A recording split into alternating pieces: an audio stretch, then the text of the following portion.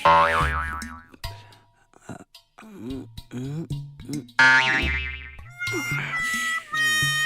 भाई ते एकर चश्मा ला काबर फसकायस?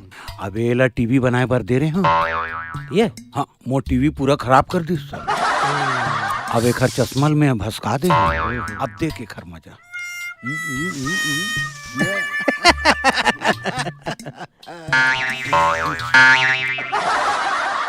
भाई मन, मैं यहाँ अपन चश्मा रख रहे हूँ, आप मन देखे हो का मोर चश्मा ला? नहीं भाई।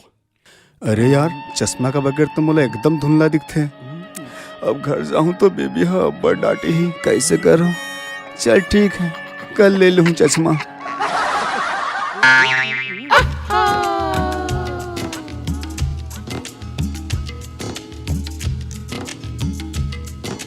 ए जी,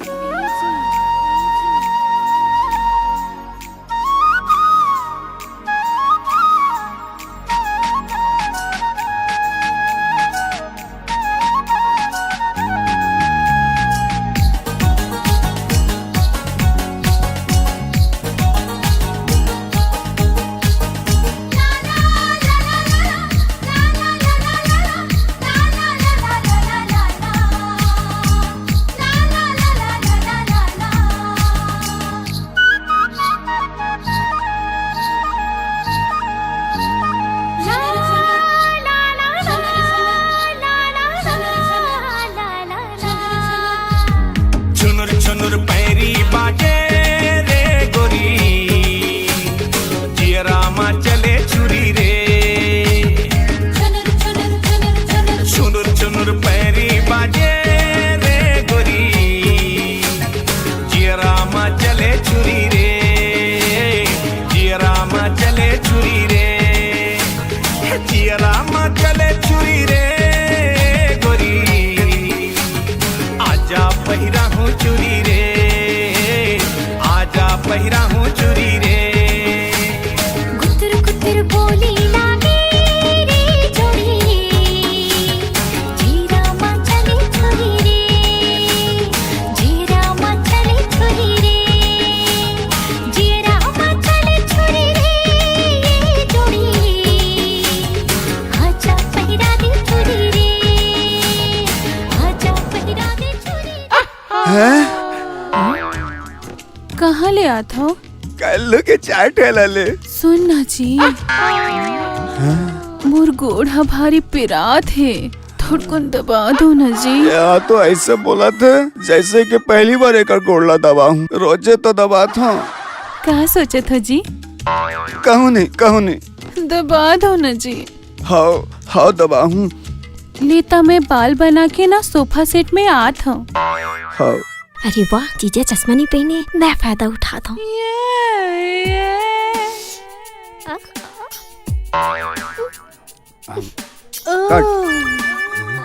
अचानक मोर पत्नी माँ इतना करंट कहाँ ले आ गए? लाते में चश्मा नहीं पहने हो, तेकर से याद हो ही।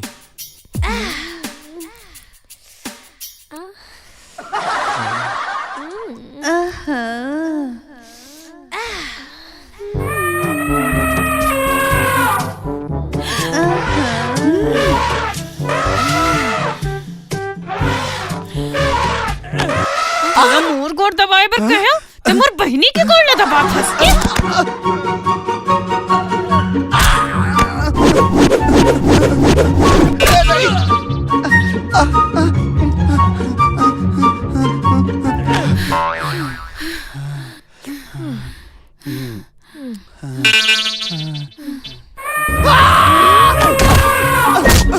कैसे रे सुकड़ू, मोला तो पूरा नहीं कर सकस और मोर बहनी ऊपर दिमाग लगा थस।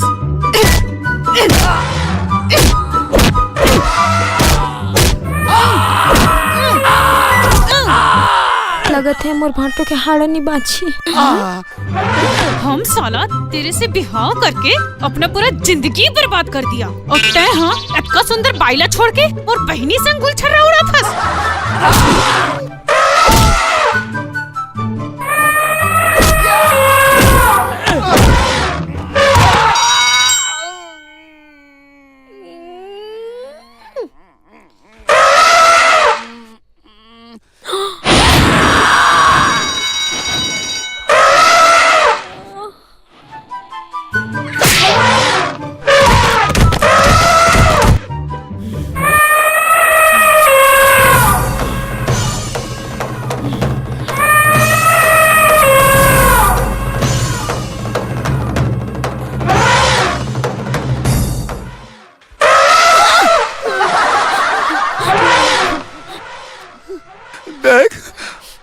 हम तोर बहनी के प्रति कभी भी बुरा नजर नहीं डाले हन।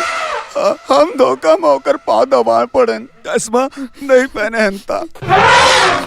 फिर तोर बहनी है ना, बार बार बोल तिर माथे बोले चटकते। दीदी भाटो मोर पे गलत इल्जाम लगा दे।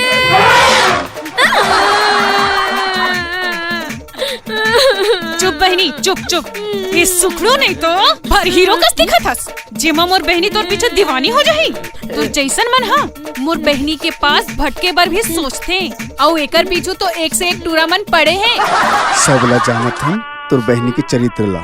जहाँ कोई टूरा देखिस टुकुर टुकुर देखना चालू, लाइन मरी गतर के। ते का सोचत हस सुखड़ू? एतिया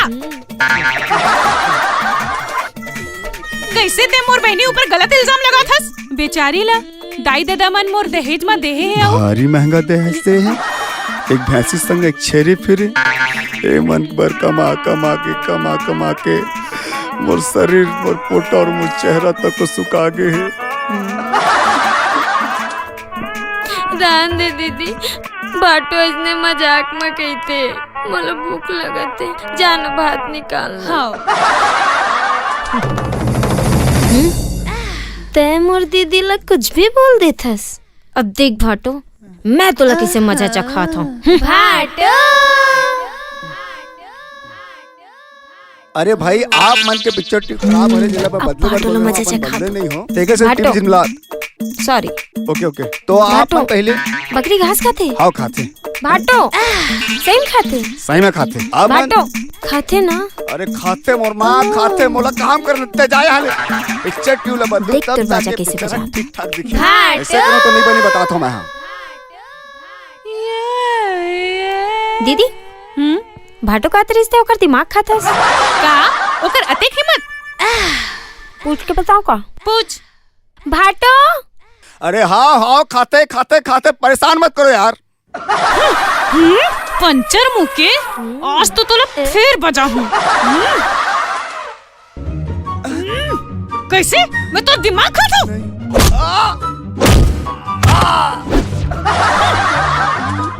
भाटो कैसे सारी ए बार तो मैं तो लच्छुए तक के नहीं हो। फिर तोर बहनी मोला काबर मारी से ए बार भी भाटो मोरे वजह से मार पड़े हैं। कैसे? मैं तो पूछे है ना बकरी घास खाते कि नहीं, तय का कहे है खाते वही चीज ला मैं दीदी उल्टा बोल दे कि भाटो का अतरी से तोर दीदी मोर दिमाग खाते। और उतके टाइम तो कहे नहीं आओ भाटो तय का कहे है खाते गए तो आज तो अतके बजे तर बाजा। और आगे अगर मोर दीदी ला मोर बारे से कुछ बोलबे ना एकर से कुछ ज्यादा बज ही। भाटो के बज गए बाजा। अरे दादा रे साली के दिमाग